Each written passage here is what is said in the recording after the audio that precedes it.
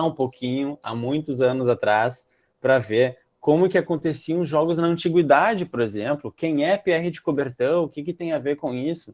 Bem, a gente vai falar de tudo isso agora, não se preocupem. Então, vamos lá. Os Jogos Olímpicos da Antiguidade iniciaram aproximadamente 3.000 anos atrás, né, com duas motivações principais. A primeira delas é que, naquele momento, a Grécia ainda não era um país. Eram uma série de cidades independentes que viviam em constantes conflitos, né? Tinha uma questão muito forte de guerras e, portanto, eles tinham que se preparar para essas guerras, né? O povo treinava muito, fazia muitos exercícios, fazia uma prática esportiva tão elevada que acabava se tornando de maneira secundária uma preparação física que lhes permitia estar bem para competir, por exemplo, em uns Jogos Olímpicos, né? Então essa era a primeira motivação dos Jogos. Mas a segunda, e talvez a mais importante, que eu gostaria de destacar, é que os Jogos Olímpicos surgem principalmente como uma celebração, uma homenagem aos deuses da antiguidade. Então, os Jogos não surgiram simplesmente para praticar espólios, o que era muito importante, né? Mas principalmente porque eles tinham que honrar os seus deuses, e sobretudo Zeus, que era o maior deus da mitologia grega, né? Então, é nesse sentido, é nessa perspectiva que os Jogos Olímpicos surgem, né? E, bem, naquele momento, os jogos não aconteciam em apenas um lugar, né? Os jogos eram realizados em 4 cidades diferentes, né, que estão aqui no mapa, circulados: Olímpia, Ismia, Nemea e Delphi, mas os mais importantes, que a gente mais comenta até hoje, são os Jogos Olímpicos de Olímpia, porque lá estava o Templo de Zeus, né? Lá ocorriam as maiores homenagens a Zeus, né, que era o maior deus da antiguidade. Então, bem, pensem comigo. Agora vai parecer até um pouco contraditório.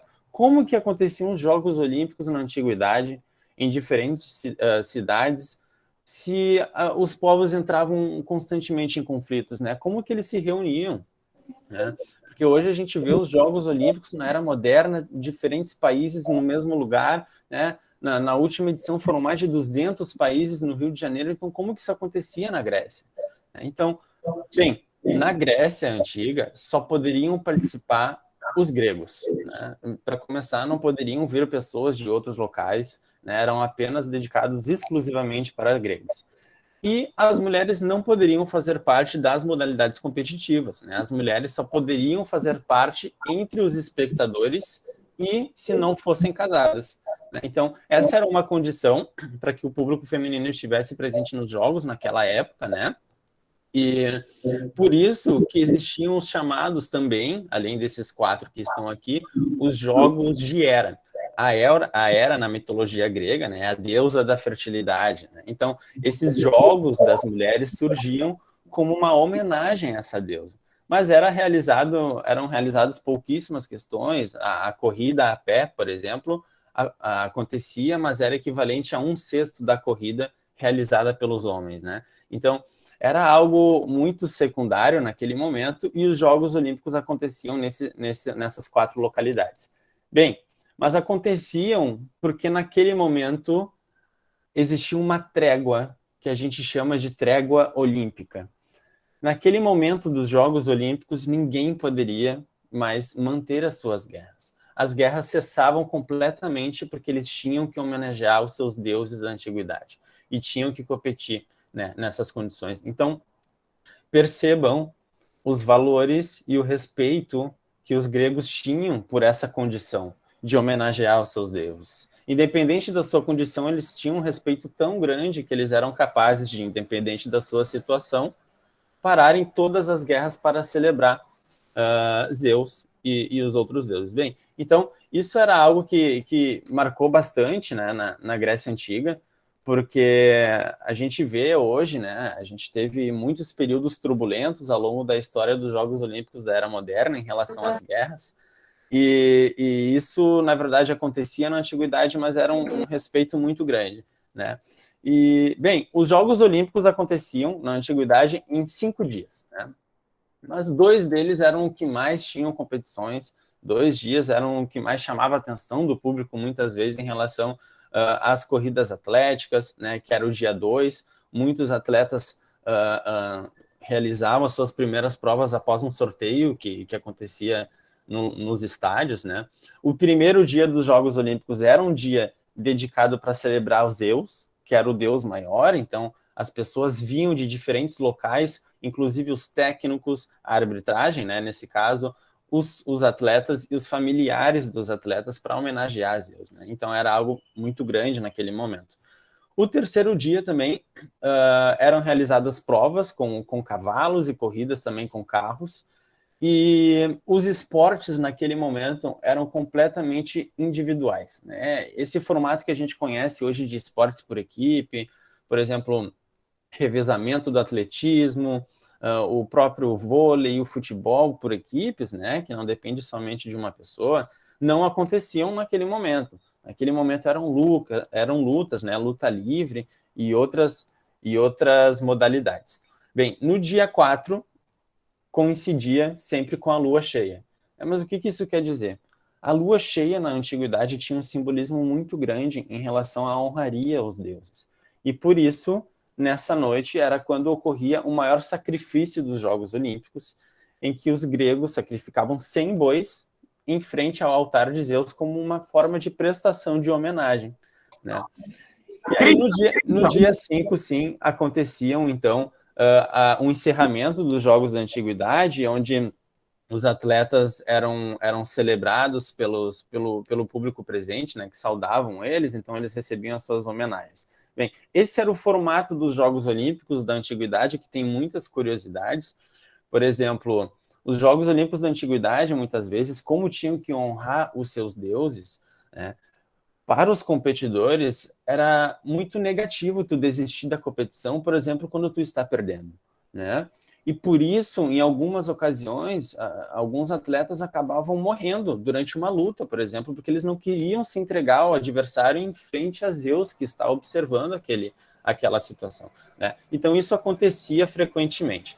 Essa é uma das curiosidades que talvez seja interessante. Eu sei que o André já comentou comigo que vocês vão dar uma pesquisada nos temas a partir da apresentação, então acho que tem algumas coisinhas que a gente pode ir destacando para ajudar vocês também, né? Mas os Jogos Olímpicos da Antiguidade, então, depois de muitos anos, foram cessados, foram banidos após a invasão do imperador Teodósio I na Grécia.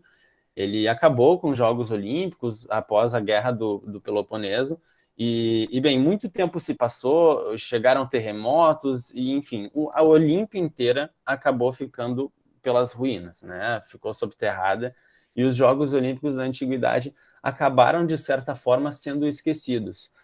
Mas não foram esquecidos completamente, porque naquela época muitos historiadores da Grécia registravam os acontecimentos, né, em papéis, e isso, junto com as esculturas que eram feitas, que era algo muito preservado pelos gregos, né, a arquitetura grega, acabou fazendo com que nós, hoje, pudéssemos manter esse legado da antiguidade vivo. E esse legado influenciou muitas pessoas conforme o passar dos anos, principalmente agora na modernidade, fazendo com que outras personalidades tivessem uma ideia inusitada de transformar esses Jogos Olímpicos da Antiguidade em uma versão moderna, né? Então isso acabou impactando de maneira forte esses resquícios de Olímpia, que foi redescoberta posteriormente por escavadores que voltaram até o local, começaram a cavar, né, e encontraram parte da cidade, e hoje ela está em pé novamente, mas isso influenciou muitas pessoas, né? Entre elas, esse sujeito que está aqui na tela de vocês, o Pierre de Coubertin. Pierre de Coubertin nasceu em 1º de janeiro de 1863, né? Então, ele nasce já há muito tempo atrás, em um contexto completamente diferente do nosso, na França, né? E ele fazia parte de uma família aristocrata. Mas o que isso quer dizer, né? Isso significa que a família dele tinha condições financeiras bastante avantajadas, né? Que fez e que possibilitou Coubertin realizar muitos projetos, muitas viagens de estudo, por exemplo, né? Então, Coubertin, acima de tudo, né, a gente sabe que ele foi, então, agora a gente já sabe, né, que ele foi o responsável pelo restabelecimento dos Jogos Olímpicos, mas ele também foi um grande humanista, ele foi um grande escritor, ele foi um grande historiador, né, pintor. Então, ele fez faculdade de Direito, se graduou em Ciências Políticas, então ele era um cara muito envolvido, né, então isso a gente vai ver que mais tarde vai ter uma influência muito grande nos trabalhos que ele vai fazer, e eu já vou explicar isso para vocês. Bem, Coubertin, como diz aqui, estudou durante a juventude dele em uma escola jesuíta, em Paris, e foi nessa escola que ele foi apresentado pelo seu professor ao livro Tom Brown's School Days, né? Esse livro aqui mexeu completamente com os pensamentos de Coubertin, talvez tenha sido um divisor de águas, né? Aquilo que marcou ele durante a adolescência dele. A obra conta a história de um jovem, o Tom, que vivia em uma escola da Inglaterra, mas que ele não era bem relacionado com essa turma, ele tinha muita dificuldade em socializar com seus colegas, né? Então ele acabava sempre ficando de lado. E foi quando ele descobre no esporte uma maneira de se inserir, mas principalmente de se autodescobrir, né? Ele começa a praticar esporte e começa a se destacar ao mesmo tempo, ele percebe alterações no seu corpo, ele percebe novos aspectos dele mesmo, né? E isso faz com que ele mude a sua perspectiva de vida em relação às coisas e tenha, consequentemente, uma facilidade maior em fazer parte do grupo que ele estava inserido naquela escola, né? Porque as escolas da Inglaterra, naquele momento, sempre tinham um hábito de conciliar ao mesmo tempo o esporte e a educação, né? Então, para os ingleses, o esporte era um grande potencializador para que as notas dos alunos, por exemplo, aumentassem, né? Então, isso acabou chamando muita atenção de Pierre de Coubertin, porque na França não acontecia assim.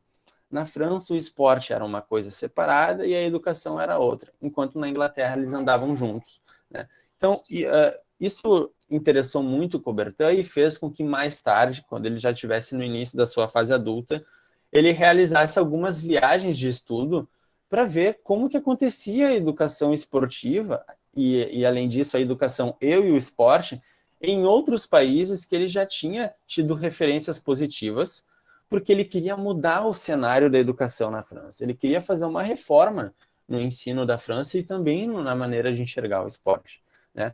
E por isso, mais tarde, ele viaja para a Inglaterra, onde ele acaba conhecendo e visitando muitas escolas, muitas instituições, mas tem um personagem que chamou mais a atenção dele, né? Que é esse aqui que está na esquerda da tela de vocês, chamado Thomas Arnold. Coubertin nunca conheceu pessoalmente Thomas Arnold, mas foi a pessoa que mais inspirou Coubertin. Mas como assim? Quem é Thomas Arnold, né? Bem, Thomas Arnold foi um grande pedagogo da Inglaterra, que foi diretor também de uma escola de rugby no local, e Arnold chamou muita atenção de Coubertin porque ele trabalhava com os estudos e o esporte de maneira conjuntas, como se um complementasse um outro, mas acima de tudo, as crianças tinham que ter um valor moral, né, para que estudassem naquela escola. Elas não deveriam simplesmente praticar o esporte ou estudar, elas deveriam se desenvolver integralmente. E se desenvolver integralmente envolve aperfeiçoar suas condições de respeito, de amizade, de tolerância, né, de companheirismo, né? Então, essas coisas eram importantes para Arnold, e ele dizia, por exemplo, em uma das passagens que Coubertin resgata, Arnold dizia assim: é melhor que os jovens se governem que eu os governe. O que isso quer dizer? Christian, desculpe interromper essa apresentação, é porque para a gente aqui não está passando os slides. Ah, não está passando os slides? Não está passando os slides. Agora atualizou. Tá, e está em tela cheia? Estava em tela cheia. Não, tá meia cheia. A parte agora? Do canto à esquerda. E agora? Não. Mas não tem problema, pode continuar assim. Não, eu vou assim, então, ó. Eu vou assim. Assim vocês enxergam, né? Sim. Sim, perfeito. Então tá bem. Bem, então, Arnold foi uma pessoa que prezava muito com seus estudantes a autonomia, né, ser independente. Então, isso chamou muito a atenção de Coubertin, porque ele queria que as crianças se desenvolvessem o máximo que elas pudessem, tanto no esporte quanto na vida. Para Coubertin, as crianças, principalmente, eram o futuro do país, era o futuro do mundo, que viviam naquele momento em constantes guerras. Então, pô, como que a gente vai parar com as guerras? Como que a gente vai terminar com esses conflitos? Investindo na educação e utilizando o esporte como uma ferramenta para o desenvolvimento e para a paz. Esse era o principal pensamento de Coubertin, que teve muita influência dos ingleses e que também teve muita influência nos Estados Unidos, com esse sujeito que está à direita da tela de vocês, o ex-presidente americano Theodore Roosevelt, né?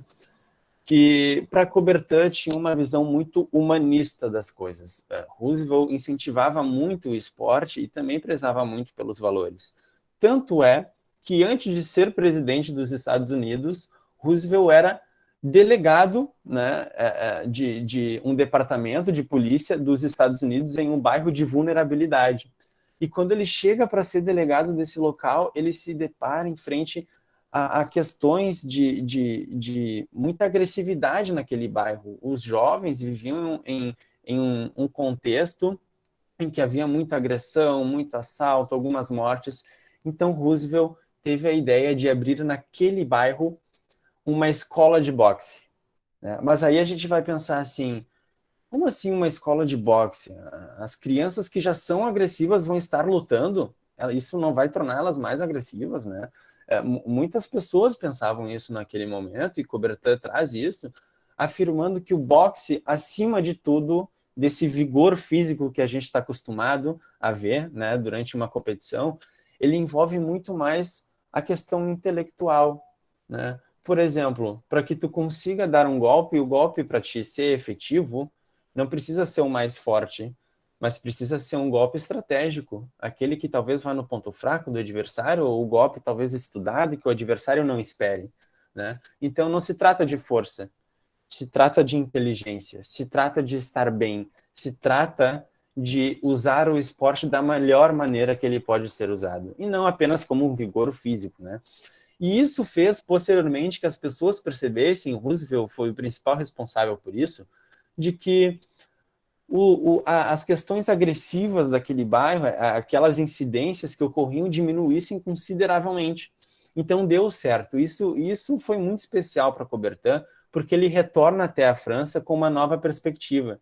Ele retorna até a França com uma visão de fazer uma reforma educativa e uma reforma esportiva, ao mesmo tempo que ele havia criado já uma paixão muito grande por Olímpia, que já havia sido redescoberta pelas escavações. Ele cria então essa paixão pelos Jogos Olímpicos da Antiguidade e dedica grande parte da vida dele estudando esses Jogos da Grécia Antiga, né?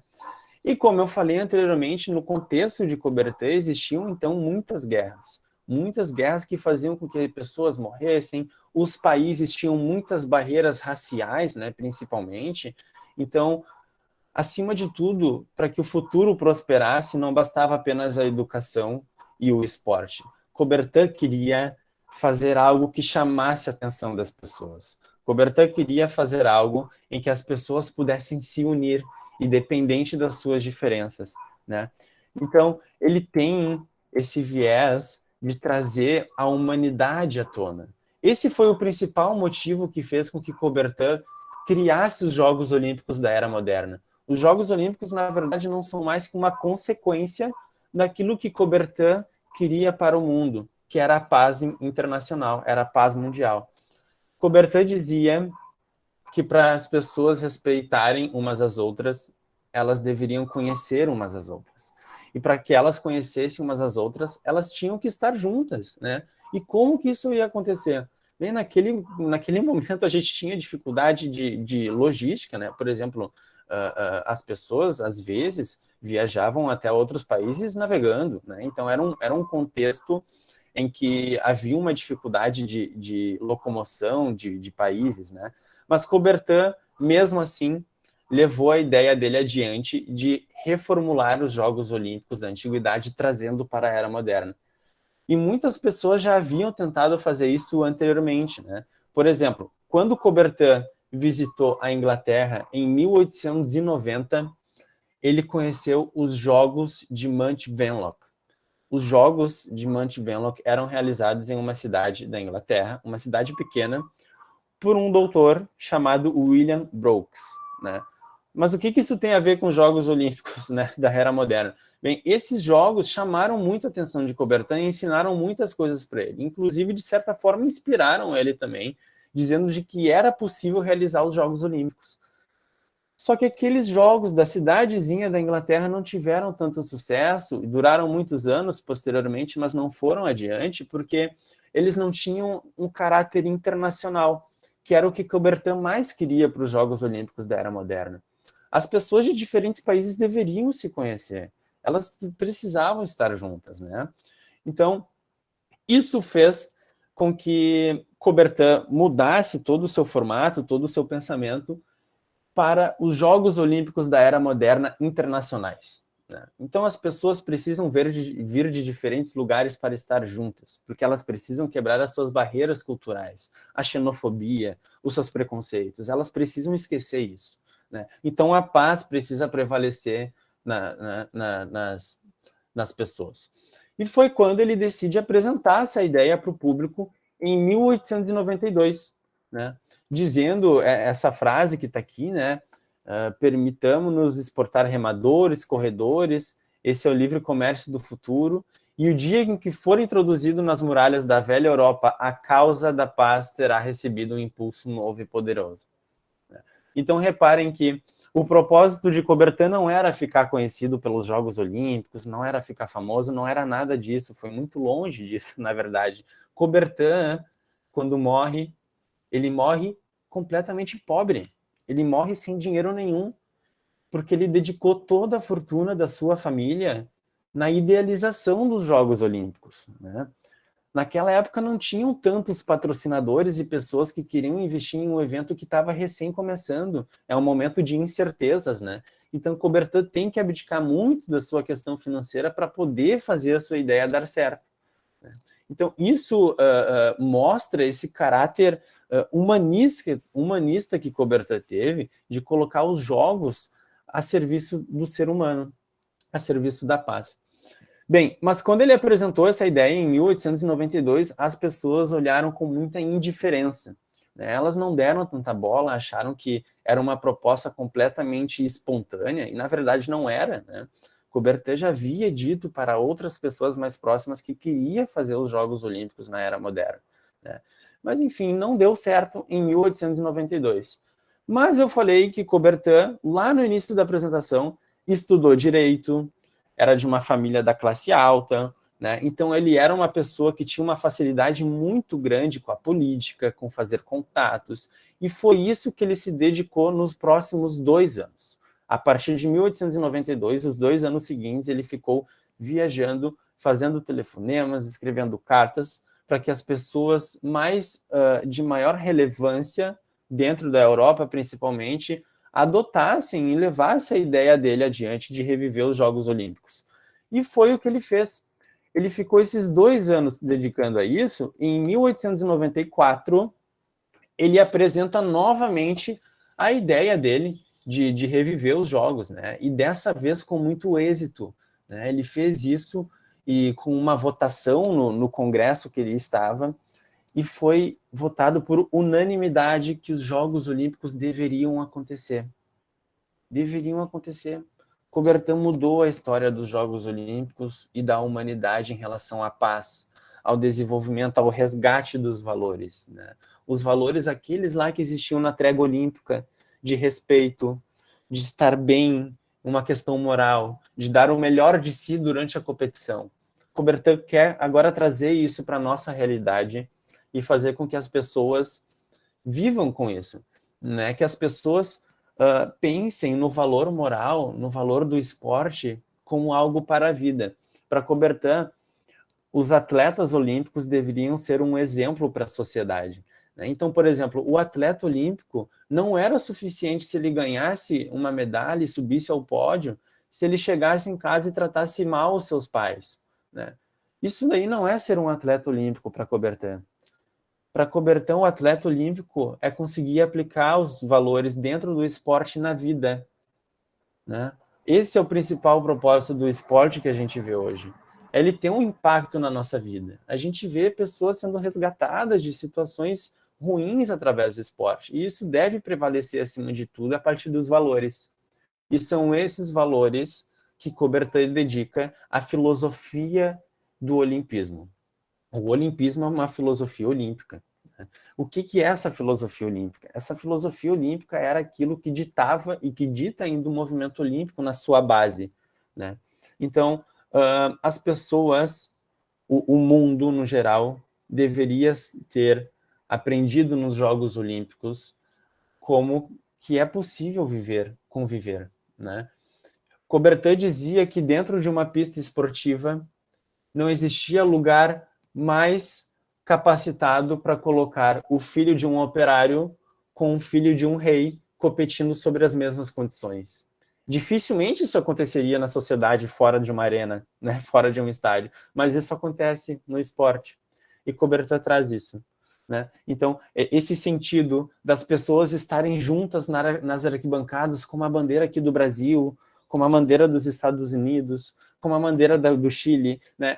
Essa internacionalização fez com que os Jogos Olímpicos ganhassem uma dimensão tão grande, que Coubertin queria organizar a sua primeira edição no ano de 1900. Agora os Jogos foram instaurados, o Comitê Olímpico Internacional foi criado no dia 23 de junho, por isso que nós estamos aqui hoje, né? E Coubertin queria realizar os primeiros Jogos. Mas me digam só, onde seria o local mais apropriado para a gente fazer a primeira edição dos Jogos Olímpicos, né? Alguém aí na sala com o André, não precisa nem me dizer, fica pensando aí, aonde que pode ser a primeira edição? Pensem, né? Vamos retornar lá atrás, né? Aonde que aconteceram os Jogos Olímpicos? Lá atrás, na Antiguidade, né? Bem, se vocês pensaram na Grécia, é sinal de que eu estou cumprindo aqui um papel, eu estou conseguindo explicar um pouco melhor isso aqui para vocês. Que bom. Então, os Jogos Olímpicos de 1896 aconteceram na Grécia. Mas como assim, Christian? Tu falou que os Jogos Olímpicos aconteceriam em 1900. Sim, mas as pessoas estavam tão ansiosas pelo evento que elas não quiseram esperar 6 anos. Elas quiseram esperar 2 anos. Em 2 anos após a criação do COI, né, foi inaugurado em 6 de abril a abertura dos Jogos Olímpicos da Era Moderna em Atenas, né, na Grécia. E reparem só, pessoal, a quantidade de pessoas que estiveram presentes nesse evento. Foram 12 países que participaram dos Jogos Olímpicos. 12 países. Naquele momento de incertezas, ninguém saberia como que seriam os Jogos Olímpicos. Era a primeira vez que o evento estaria acontecendo e 12 países estiveram lá, né? Foi um evento que marcou demais a vida das pessoas, marcou muito. E tiveram grande sucesso nos anos posteriores, no início com uma turbulência, muita dificuldade, né? Porque a ideia era completamente nova. Por exemplo, em 1900, os Jogos foram realizados em Paris, né? Em Paris, em 1900, aconteceria algo ao mesmo tempo dos Jogos Olímpicos, que era a Exposição Universal. A Exposição Universal nada mais era que uma feira de negócios que atraía pessoas de diferentes partes do mundo. E Coubertin pensou com ele, que ocasião melhor para apresentar os Jogos Olímpicos para o mundo, para um evento que traria pessoas de diferentes partes, né? Então vamos fazer os Jogos Olímpicos junto com a Exposição Universal. E a Exposição Universal, no primeiro momento, adotou a ideia, mas depois não quis mais. Não quis mais, tiveram algumas divergências, e faltando muito pouco para os Jogos, eles ainda não haviam tido uma organização, né? Então, foi algo muito rápido, foi algo muito em cima da hora, mas os Jogos aconteceram na Exposição Universal, com a condição de que eles não fossem chamados de Jogos Olímpicos, fossem chamadas de competições olímpicas. A exposição não queria dar esse nome. A exposição, como ela havia se propôs a fazer, mesmo que de última hora, a organização, junto com Coubertin, ela queria também ter uma influência nisso. Ela não queria que os Jogos Olímpicos se sobressaíssem frente ao evento, né? Bem, mas eles aconteceram em 1900 em Paris, aconteceram mais tarde, em 1904, e seguem muito bem, obrigado, até hoje, né? E aqui eu gostaria de mostrar para vocês uma imagem de um estágio durante os Jogos Olímpicos também. Aqui, esse estágio, essa foto foi tirada em 2004, nos Jogos Olímpicos de Atenas, de novo, né? Então vejam a diferença desse estádio, desse momento, das cores, desse simbolismo para o que houve no passado, né? O estádio não é o mesmo, então aquele estádio anterior não foi destruído, ele permanece lá, muito bonito, mas aqui eu gostaria de trazer para vocês uma nova perspectiva, como que os Jogos Olímpicos mudaram, né? Se transformaram com os anos, né? Isso é interessante da gente pensar. Por exemplo, Coubertin não queria que atletas profissionais participassem dos Jogos Olímpicos. Como assim, Christian? Como que não? Imagina, o Usain Bolt está nos Jogos Olímpicos, ele é um atleta profissional, ele não ia fazer parte. Não, é que profissional, naquela época, era simplesmente alguém que recebia para competir.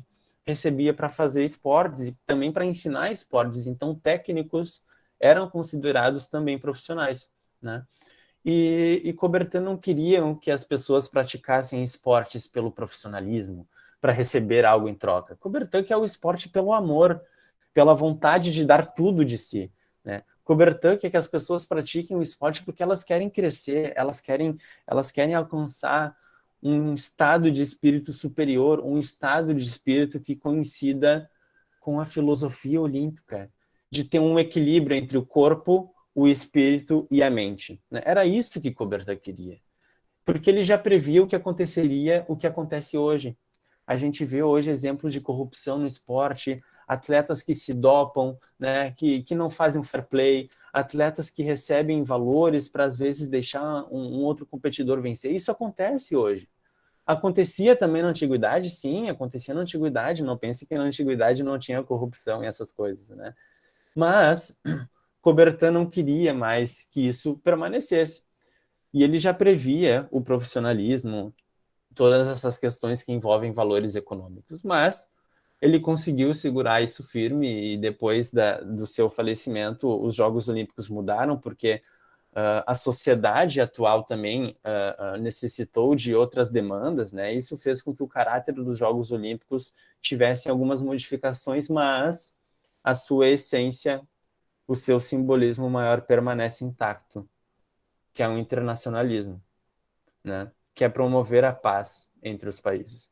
Essa é a função dos Jogos Olímpicos. É mostrar para as pessoas que é possível, né?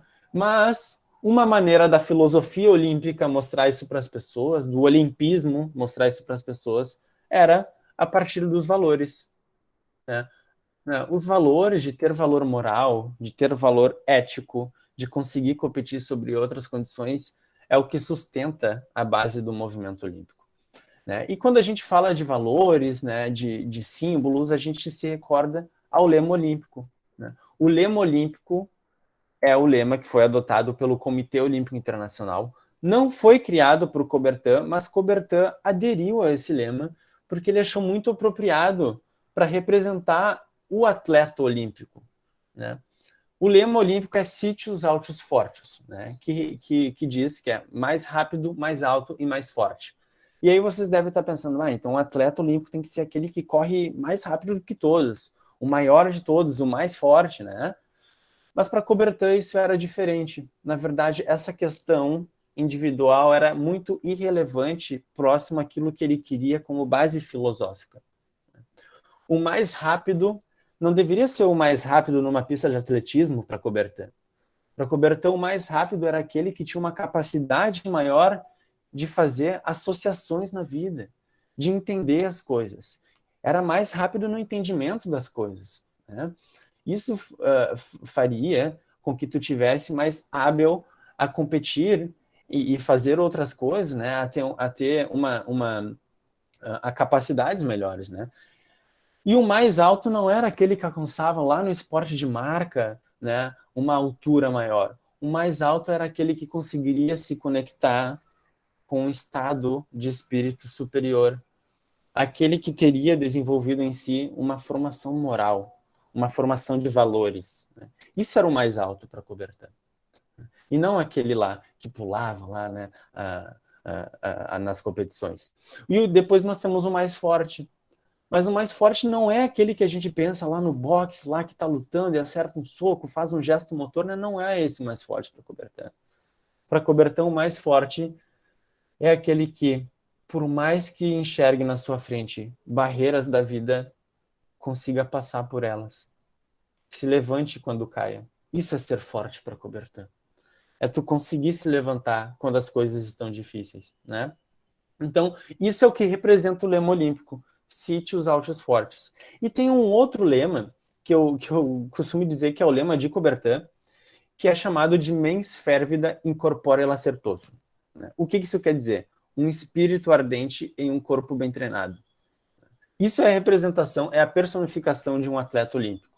É um espírito inquieto, é um espírito que está sempre indo atrás, que sempre quer mais, em um corpo preparado para quando essas situações chegarem, né? Essa frase, na verdade, não existia no primeiro momento. A frase inicial era mens sana incorpore sano. Depois o André pode explicar para vocês, essa frase é muito comum na educação física, né, de mens sana incorpore sano, porque é uma mente sã em um corpo saudável, né? E isso é muito bom, só que para Coubertin essa era uma visão muito higienista do esporte. Coubertin queria uma mente sã, mas queria uma mente que estivesse borbulhando, que estivesse inquieta, que quisesse mais, né? Coubertin queria um corpo saudável, mas que estivesse, acima de tudo, preparado para as condições da vida, né? Então, por isso que ele houve essa necessidade de adaptação, né, desse lema, que não foi ele também que adaptou. Essa nova expressão foi cunhada por um latinista, um Morlet, que era o seu nome, e Coubertin novamente fez essa adoção. E aqui, talvez, o principal ato simbólico de tudo que eu estou falando sobre a filosofia olímpica, que é a bandeira olímpica. O que representa a bandeira olímpica? O que ela é? Aqui nessa imagem de cima, né?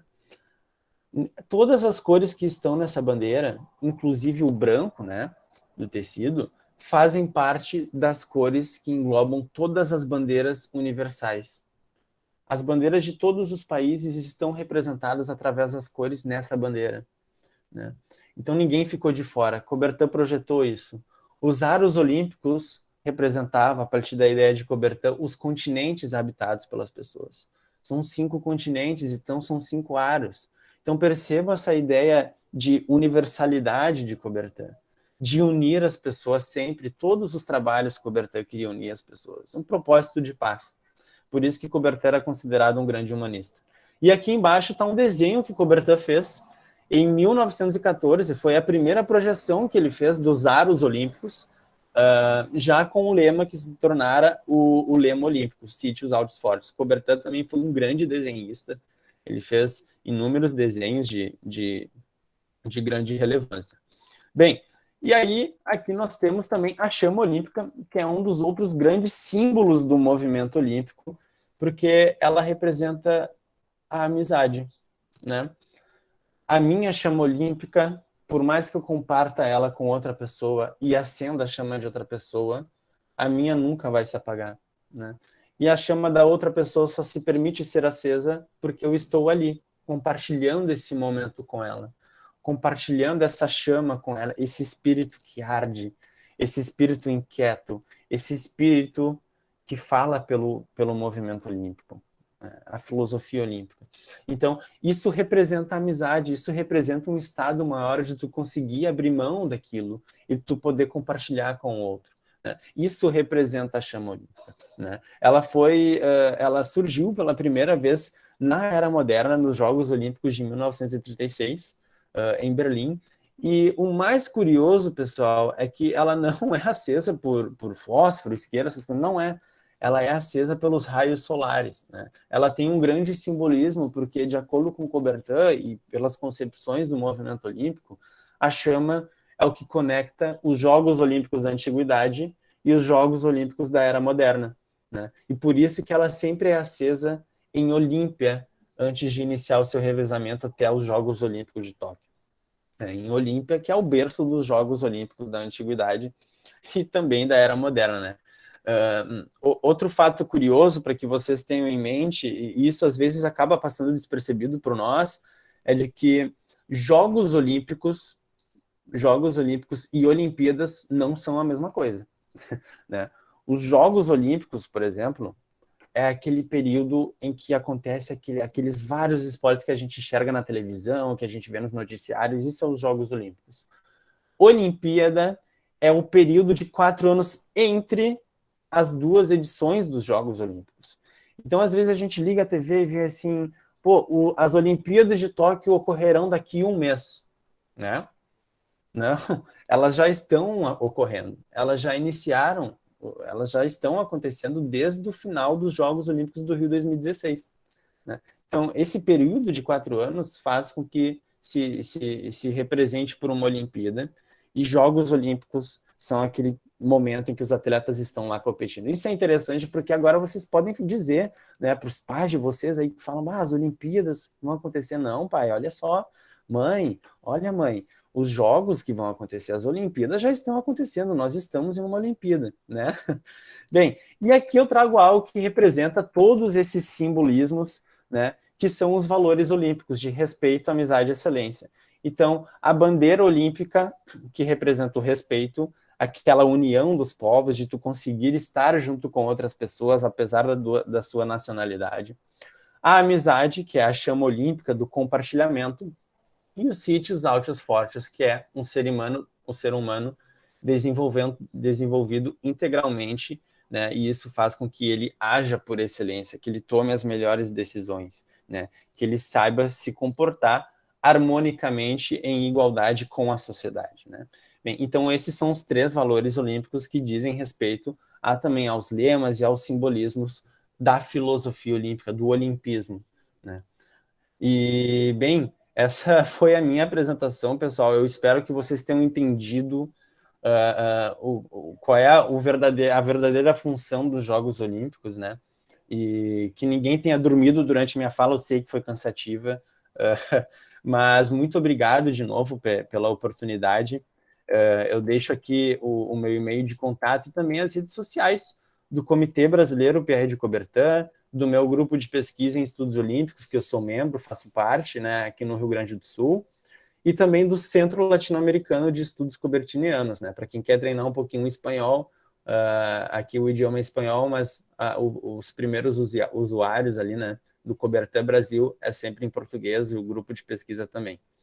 Então, fica o meu agradecimento, e agora eu passo a bola para a Marina. A Marina vai dar continuidade aí. Obrigado. Obrigada, professor, por sua aula, e tenho certeza que todos puderam tirar um grande aprendizado de tudo que você falou. Gostaria agora de passar a palavra para o professor André. Olá, Marina, professor Christian, parabéns aí pela aula da História das Olimpíadas. Fico muito grato pelo todo o grupo de pesquisa de estudos dos Jogos Olímpicos ter contribuído aqui com a nossa instituição. Muito feliz. Agradecimento aí a todos os pesquisadores, coordenador do grupo e demais participantes. Agora vamos para a parte das perguntas, né? Os alunos aqui da minha turma aqui estão ansiosos. Quando você fez a pergunta da cidade sede, né, da Olimpíada de 1896, deu briga aqui, vários em cima de mim. Mas, então, eu vou começar com a turma do 6º ano, a 6A. A professora Sorane está lá com os alunos. Sorane. Bom dia a todos. Bom dia, Christian. Bom dia. André. Eu começo com o João Pedro, que está online. A palavra com o João, por favor. Por que em um dia eles matavam 100 bois? 100 tipos de animais. Obrigado pela tua pergunta, João. Na verdade, os 100 bois, né, era um sacrifício que os gregos da antiguidade enxergavam como algo simbólico para oferecer a Zeus, né, que era quem eles gostariam de agradecer a vida, né, agradecer por estar sempre com eles, né. Então, eles viam no boi, né, naquele momento de sacrificar os 100 bois como algo simbólico, simplesmente para homenagear a Zeus, né. Então, por isso que eles escolhiam isso, né, junto com a noite de lua cheia. E essa jornada, né, de 100 bois, de toda essa festividade que ocorria nesse dia, acabava depois com uma corrida, né?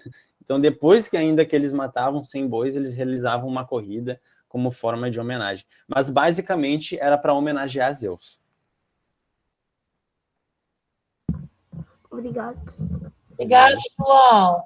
Agora nós temos a aluna Radassa, que gostaria de fazer uma pergunta ao Christian. Oi, bom dia. A minha pergunta é que como é que as mulheres começaram a participar dos Jogos Olímpicos? Não, as mulheres participaram dos Jogos Olímpicos pela primeira vez em 1900, em Paris.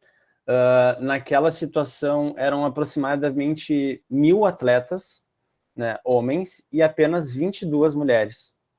Né? A gente vê, né, uma quantidade muito baixa de mulheres, principalmente devido ao contexto daquela época. Né? A gente sabe que as mulheres não eram permitidas já na antiguidade, havia toda uma questão, um certo preconceito, né, que de certa forma vem diminuindo até nos dias de hoje, mas foi em 1900, em Paris, com 22 mulheres, e eu acho essa pergunta muito importante, porque a gente vê como que os Jogos Olímpicos mudaram, né, com o passar dos anos, aquilo de terem mudado, mas também em relação às necessidades do mundo atual. Por exemplo, nos Jogos Olímpicos de Paris, que devem acontecer em 2024, são esperados pela primeira vez uma igualdade absoluta de gênero, com a participação de 50% de homens e 50% de mulheres. Isso é bastante interessante. Isso já aconteceu nos Jogos Olímpicos da Juventude, em Buenos Aires, em 2018. Esse número tem crescido agora para os Jogos Olímpicos de Tóquio, que ocorrerão em agora, no mês que vem, 2021, e isso deve alcançar um contexto de igualdade completa nos próximos Jogos Olímpicos de Paris, novamente. Obrigada. Obrigado a ti. Agora, a aluna Pietra, por favor.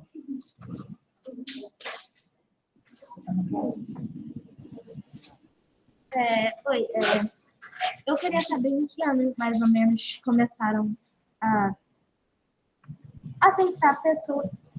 Por exemplo, agora na Olimpíada de Tóquio, a Rússia foi meio que eliminada. Então, as pessoas da Rússia que quiserem competir vão ter que competir com a bandeira das Olimpíadas.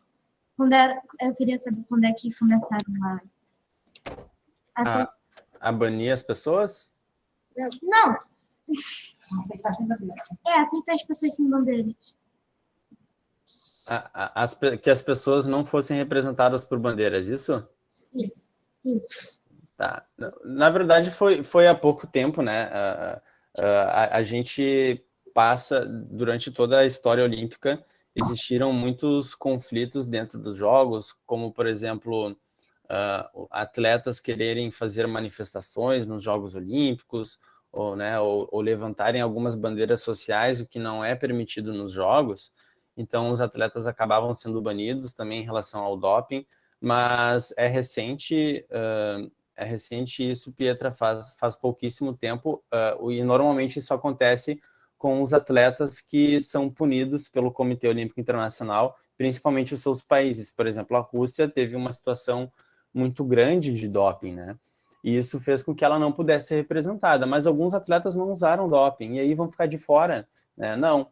Então, já que a Rússia não vai poder ser representada, vamos utilizar outra bandeira para que esses atletas possam competir da mesma forma, esses atletas que não burlaram as regras do movimento olímpico.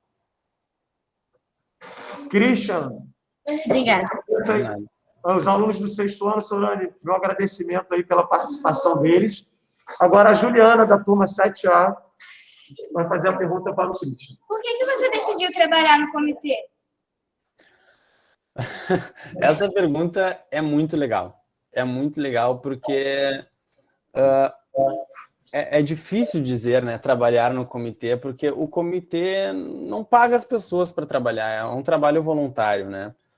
Na verdade, contando um pouco da minha história agora, né, eu entrei no grupo de pesquisa em estudos olímpicos da PUC em 2018, e foi quando eu fui apresentado pelo meu professor Nelson Todi, que é o presidente do comitê e coordenador desse grupo, fui apresentado à PR de Coubertin. Então, o Nelson sempre me incentivou, me inspirou muito, e eu comecei a criar uma paixão por Coubertin, a querer estudar ele cada vez mais, a querer entender o que acontecia no movimento olímpico, mas principalmente entender que estilo de vida era esse que a filosofia olímpica colocava, né?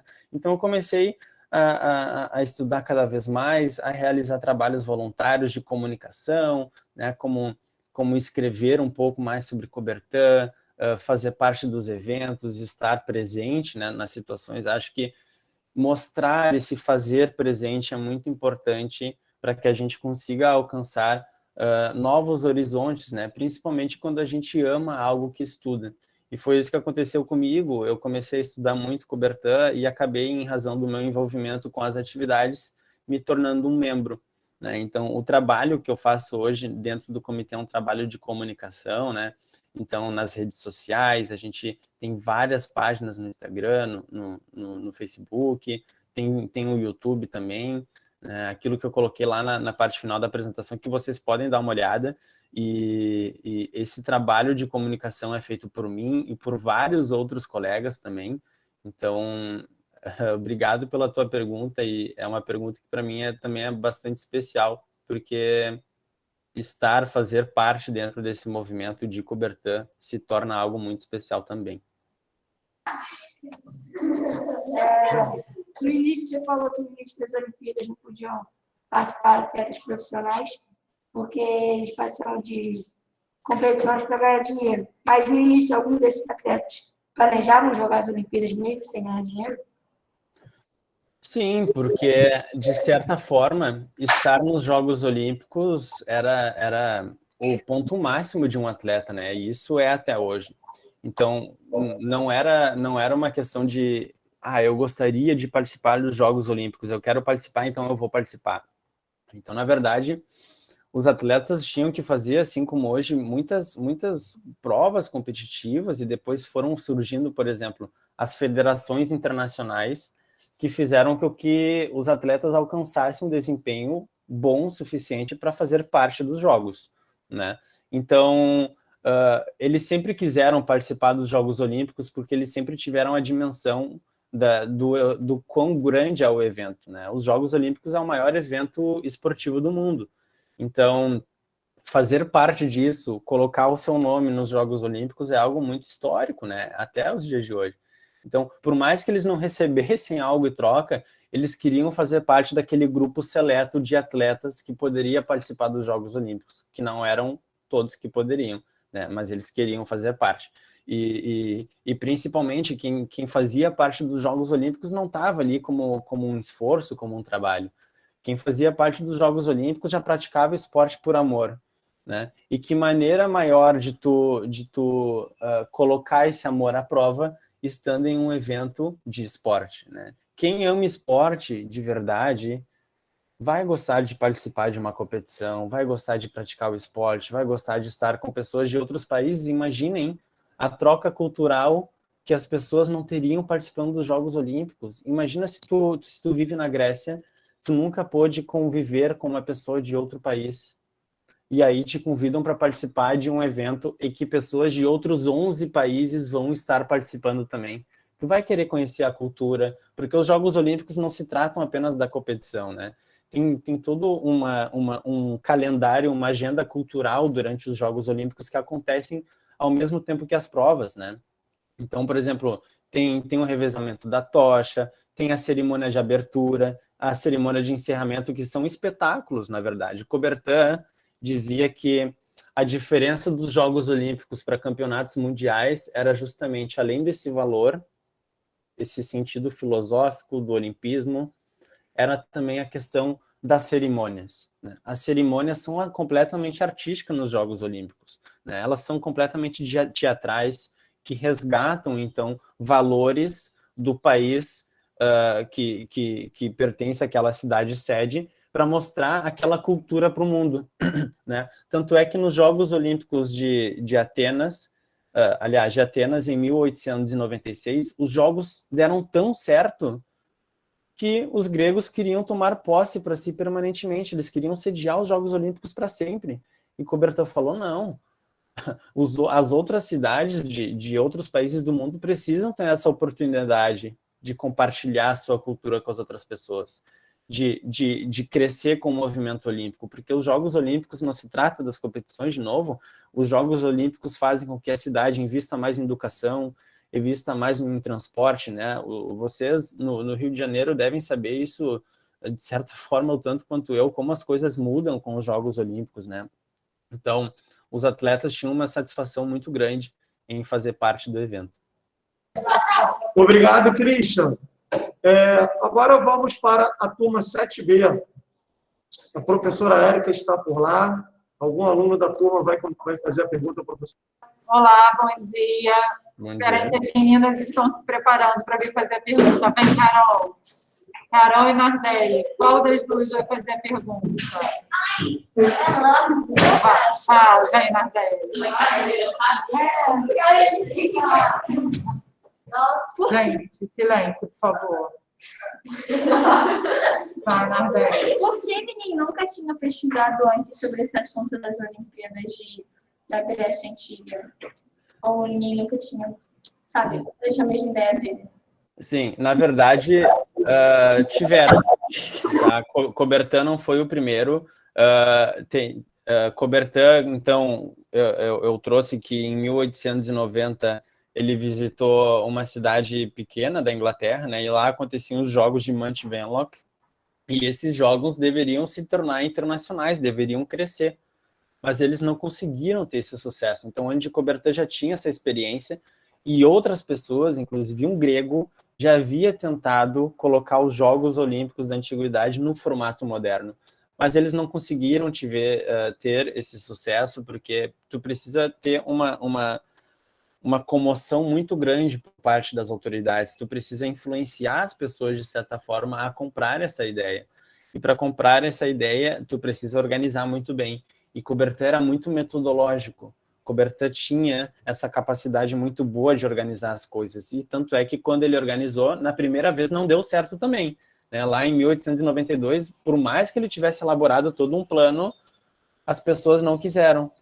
Mas aí ele teve que fazer mais um papel muito importante de rede de contatos, de consolidação daquela ideia para que pudesse dar certo. Então, na verdade, outras pessoas tentaram, mas ninguém conseguiu ter o sucesso que Coubertin teve. Ok, obrigada. Vamos agora, Christian, vamos agora para o 8º ano, turma 8A. Algum aluno vai fazer a pergunta para o professor? Oi, eu vou. Christian, primeiramente, você quer uma pergunta bem tranquila que nem essas ou uma bem específica mesmo, que eu preparei duas aqui? Vai lá, cara, tu que sabe. Eu vou mandar a específica, ó. Se você for pesquisar atualmente, os maiores vencedores de medalhas das Olimpíadas, os Estados Unidos está em primeiro, com mais de 1.000, mas em segundo lugar está a União Soviética. Só que a União Soviética já foi extinta, quase 50 anos atrás.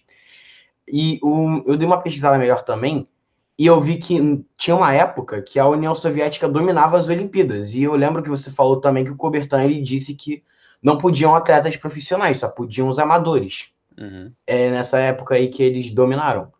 Então eu queria saber por que eles não resolveram se profissionalizar ou algo assim nessa época. Tá. Na verdade, o quadro de medalhas, ele não é ditado pela quantidade de medalhas, e sim pelo valor da medalha, por exemplo, de primeiro lugar. Tanto é que, por exemplo, nos Jogos Olímpicos, quando aparece o quadro de medalhas na televisão, Bernardo, tu vai ver que às vezes, por exemplo, um país tem 60 medalhas, mas somente 20 são de ouro, enquanto outro país tem 40 medalhas e 25 são de ouro. Então, esse país que tem as 25 de ouro vai estar em primeiro lugar, e por mais que o outro tenha uma quantidade maior de medalhas, ele tem menos medalhas de ouro, então ele vai estar em segundo. Né? Esse é o primeiro ponto. E depois é dizer que a ideia de Coubertin, na teoria, era fazer com que não participassem profissionais, né? Mas isso não quer dizer que acontecia na prática, porque não tem como tu conseguir monitorar todo mundo, né, que participa dos Jogos Olímpicos. Tu vai ter um controle de regras durante o evento, sim, tu vai. Agora, naquele momento, naquele contexto, não tem como ele conseguir diferenciar sempre quem era treinador, quem recebia, né? Para Coubertin, por exemplo, ele começou a entrar num dilema tão grande em relação ao amadorismo e o profissionalismo que esse foi um assunto que ele nunca chegou à conclusão. Ele morreu em 1967 falando sobre isso, porque ele não conseguiu chegar numa conclusão. Para Coubertin, por exemplo, tinham atletas que iam viajar para competir e para ele o simples fato deles terem um hotel pago já era considerado algo do profissionalismo, sabe? Então, claro, alguns países tinham a condição de pagar a viagem, de pagar fins lucrativos, inclusive aparelhos e treinamentos para os seus atletas, mas não era algo que se conseguia policiar tanto naquele momento como a gente faz hoje, por exemplo, com o controle do antidoping e essas coisas. Então, certamente, isso tem um impacto muito grande em relação ao número de medalhas também, ao sucesso que a União Soviética teve naquele momento, né? E também pelo investimento, o investimento no esporte. Tinham países que utilizavam outros métodos, principalmente ginásticos, de outros. Por exemplo, existe um método na Alemanha de ginástica que os ingleses utilizavam, porque dava certo, né?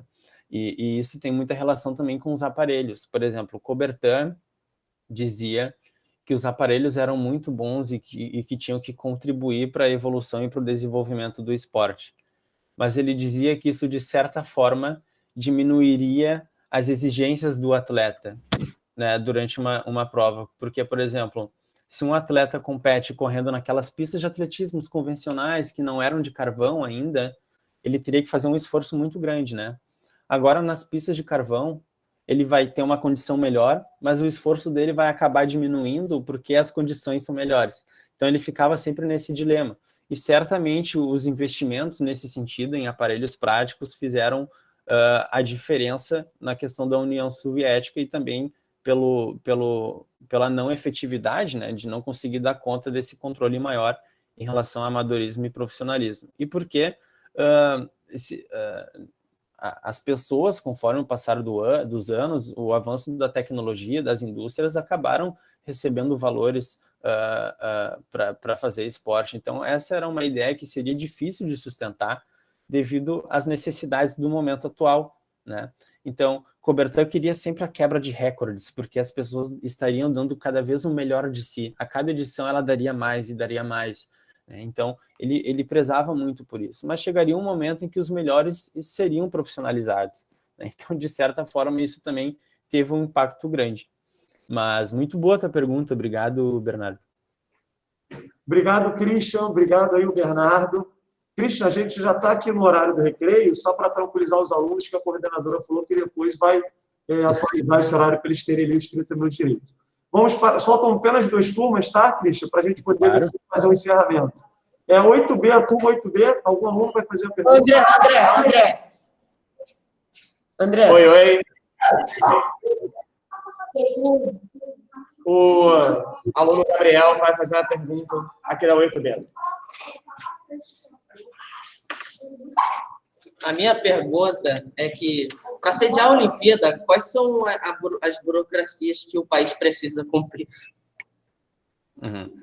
Bem, o país precisa apresentar um plano para o Comitê Olímpico Internacional. Então, por exemplo, para que tu possa simplesmente concorrer para sediar os Jogos Olímpicos, a cidade sede precisa apresentar um plano. Então, nunca é um país. Esse é um ponto importante que a gente confunde muito às vezes. A gente diz, os Jogos Olímpicos do Brasil. Não, os Jogos Olímpicos Rio 2016.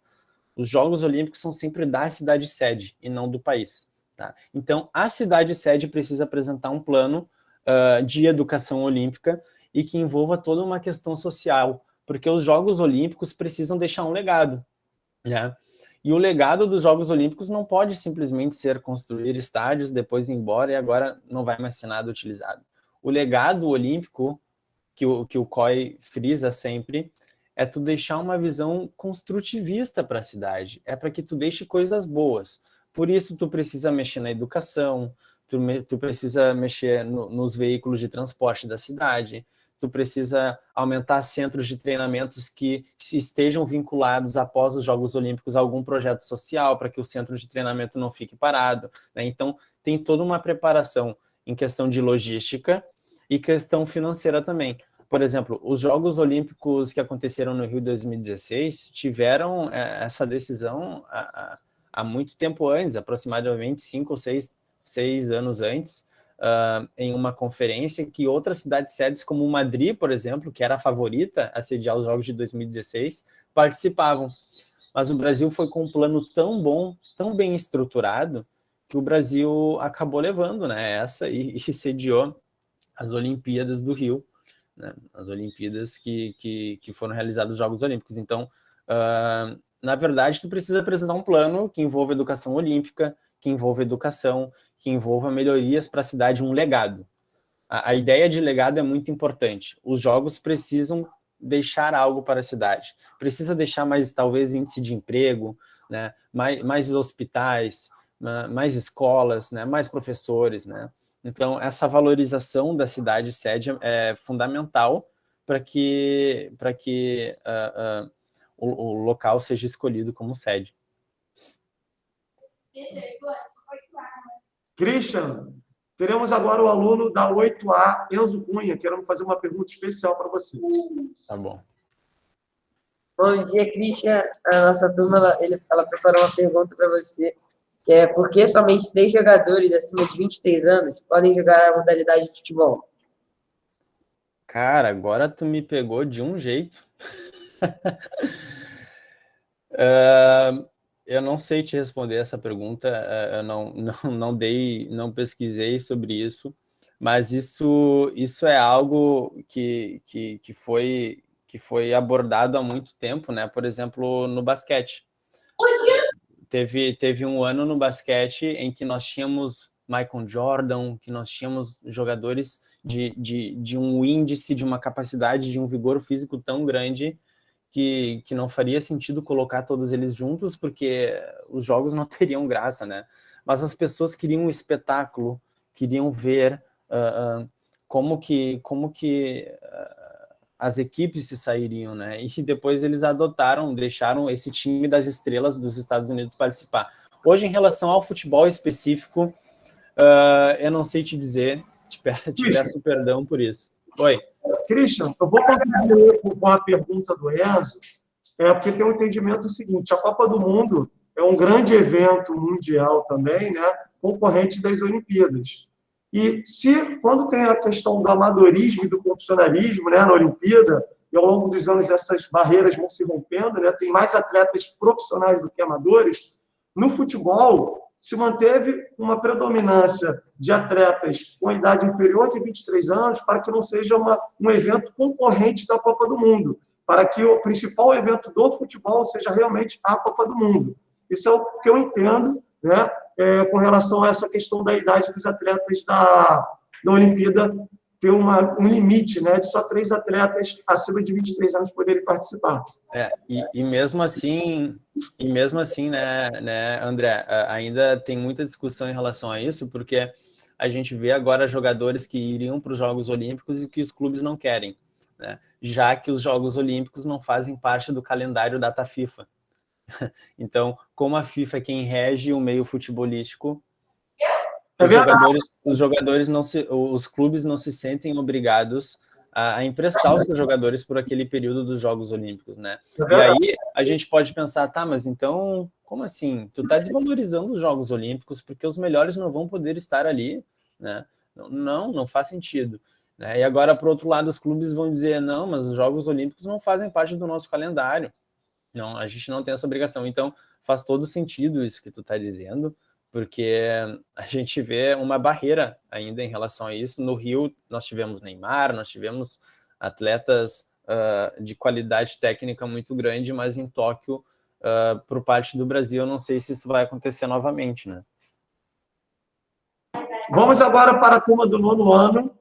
Nono ano, a turma está online, né? Está de casa. Algum aluno do nono ano vai querer fazer uma... A gente já voltou presencial já. Ah, já voltar. Beleza? Então, eu queria fazer uma pergunta. Queria saber como é que eram escolhidas as cidades e sedes antigamente. Elas já eram definidas. Eram aquelas 4 cidades, cidades-estados, né? E os jogos aconteciam lá. Já eram definidas sempre, porque eram as cidades em que as pessoas tinham elas eram localizadas em lugares estratégicos em que tinham santuários dos deuses e que eles poderiam fazer reverência aos deuses, porque esse era o maior propósito dos jogos. Então, na verdade, elas já eram definidas, aconteciam sempre naquelas 4 que eu tinha colocado, mas a principal era Olímpia, porque ela tinha o templo de Zeus, e o Zeus é o deus superior da mitologia grega. Então, na verdade, elas já eram definidas. Valeu, obrigado. Tem mais uma aqui querendo perguntar. Eu tenho mais uma pergunta aqui. Quais são os critérios para escolher o atleta que faz o exame de doping? Os critérios para avaliação, para descobrir se ele está usando doping, isso? Bem, existem testes, na verdade. Tem um teste de urina, tem um teste de sangue, né? O teste de urina e o de sangue, ambos fazem com que as substâncias sejam diagnosticadas no corpo do atleta. Mas muitas vezes o sistema acaba sendo burlado, porque os atletas estão sempre na frente desse sistema avaliativo. Porque pensem, o objetivo do atleta é se dopar, dos atletas que se dopam, é se dopar para conseguir participar dos jogos. Então, para que eles façam isso, sabendo que existe uma punição, eles já vão ter estudado todas as ferramentas medicinais que o Comitê Olímpico Internacional e que a UADA, que é quem faz esses testes, não percebam que existe a substância. Então, isso é bastante interessante, porque essa ideia de que eles sempre estão à frente de quem faz esse monitoramento dificulta ainda mais essa detectação. Certamente existiram atletas que participaram dopados, e isso a gente vem descobrindo com o passar dos anos, que não foram descobertos e que agora estão perdendo as suas medalhas porque foram comprovados que estavam dopados. Então, no futebol isso acontece muito, né? No futebol, às vezes, vão lá e o pessoal chega no clube sem avisar ninguém, de maneira surpresa, para justamente nenhum atleta se preparar.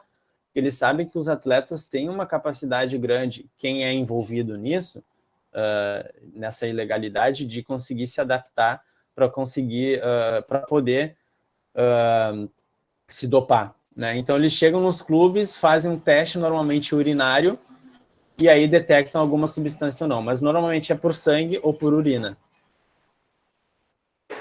Valeu, valeu. Tem mais uma pergunta aqui, tem um jogador aqui.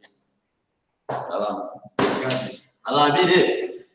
Aí, Christian, você tinha comentado lá sobre o uso de doping. Queria saber se isso causava algum prejuízo para a saúde dos atletas.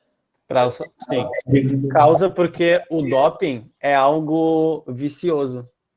O doping é como se fosse uma droga viciosa. Na medida que um atleta usa o doping, ele não vai mais parar de usar o doping, provavelmente.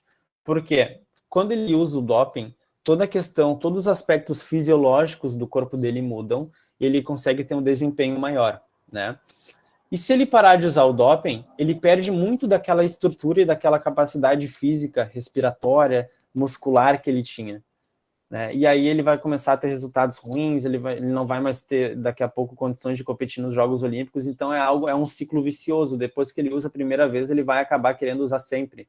Ele sempre vai usar, né? Porque ele quer sempre se manter no alto rendimento. E na medida que ele usa sempre, existem diferentes meios medicinais que vão acarretar daqui a pouco num aumento de frequência cardíaca. Ele pode ter um ataque cardíaco, ou também na própria musculatura, algum defeito, algum problema em relação à musculatura que vai prejudicar o desempenho dele após a vida de atleta. E a gente sabe que a vida de atleta é curta, né? Principalmente no Brasil, a gente encontra dificuldades da prática esportiva em alto rendimento, né, para se colocar nesse meio, mas o doping, na verdade, só traz prejuízos ruins, porque te torna dependente e faz com que posteriormente tu possa ter uma série de malefícios que ainda nem são conhecidos por ti.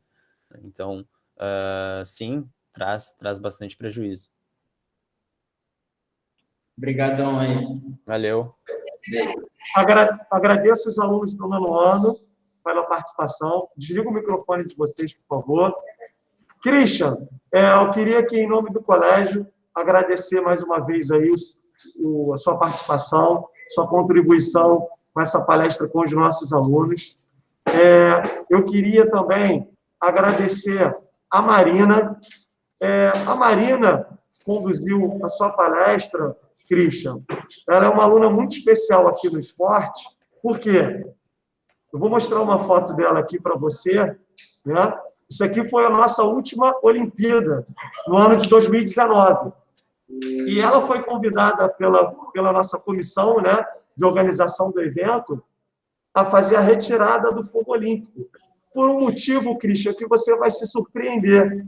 Ela não foi a atleta mais habilidosa, não foi a atleta que fez mais gols pela sua equipe, ou teve a maior pontuação. Ela se destacou por uma atitude que Pierre de Coubertin iria se orgulhar bastante. Quando você falou do lema olímpico, alto, forte, né? Num jogo de pique-bandeira, é um jogo em que são várias situações ocorrendo. Pega um aluno, salva o outro, uma bandeira vai... É um jogo difícil para você arbitrar. E tínhamos 4 árbitros nesse jogo. Era no último dia de competição, a bandeira dela estava atrás, que ficam 2 árbitros nas linhas laterais e 2 árbitros no fundo. E o jogo empatado em 4-4, já estava na prorrogação. A bandeira que jogava contra ela passou num lance muito duvidoso para marcar o 5º ponto e consolidar a vitória. E todos os árbitros ali se reuniram. A gente não conseguiu identificar se realmente esse atleta tinha sido pego ou não para pontuar. E ela, num gesto lindo, um gesto de fair play, um gesto de força, ela chegou na comissão da arbitragem e comentou: realmente eu não peguei ele, foi ponto da outra equipe. A gente espera isso de algum atleta hoje em dia? Será que alguém seria capaz de fazer isso numa Olimpíada? Então, por isso que a Marina foi a convidada para representar os alunos do SEC nessa palestra. Obrigado, Christian. Eu que agradeço o convite, André. Muito obrigado por me oportunizar estar aqui no dia de hoje, né, no Dia Olímpico. E faço reverência também à Marina, porque certamente a Marina é um exemplo que as pessoas vão seguir a partir de agora. É cada vez mais difícil nós termos pessoas que sejam capazes de abdicar daquilo que está favorecendo elas para ajudar o companheiro, ou para ajudar a arbitragem, ou para ajudar o jogo, né? O jogo precisa ser limpo, por isso que o doping é proibido. O doping faz com que o jogo não seja limpo, e se a gente burla as regras, fazendo com que os pontos obtidos sejam efetivados quando eles são incorretos, a gente também está fazendo de uma certa maneira o doping. Então, Marina, parabéns pela tua atitude, obrigado pela tua condução, falou muito bem, obrigado, André, por todo o evento e todo mundo que mandou perguntas e esteve presente no dia de hoje. Valeu, Christian, um abraço aí, um aplauso para a galera aí para tua. Valeu, Christian.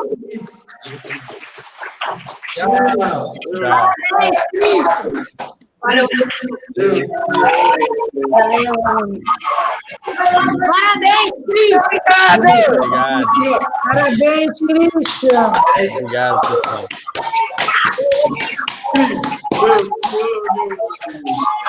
Cris, eu te amo. Tamo junto, Cristiano. Valeu. Obrigado, Cristiano. Vamos liberar a galera para o recreio agora. Só um minuto. Galera, a galera está indo para o recreio agora. Cristian. Tranquilo. Oi. O pessoal foi embora aqui, exaltado por recreio. Obrigado, tá, Christian? Não, capaz, André, eu que agradeço. Christian, pode fazer uma pergunta? Vai lá. Você é Grêmio ou Inter? Cara, eu vou te dar uma resposta que nesse momento eu não gostaria de dar, mas eu sou Inter. Tá feia a coisa aqui, hein? Tá feio o negócio. Valeu. Valeu. Tá, e tu? Flamengo, Vasco, Botafogo, Fluminense? Eu também não queria te dizer isso, mas eu sou Vasco. Tu tá pior que eu, então... Eu sou botafoguense, tamo junto. Também tá pior que eu, tô me sentindo melhor agora. Valeu. Valeu, pessoal. Show. Christian, obrigado aqui, os professores estão elogiando. Parabéns. E fica o convite, quando você estiver aqui no Rio de Janeiro, vim conhecer a nossa escola, vim fazer uma palestra presencial com os alunos. Vamos manter esse contato aí. Vamos, certamente vamos. Obrigado, André. Obrigado a todo mundo. Valeu, um abraço. Tchau. Tchau.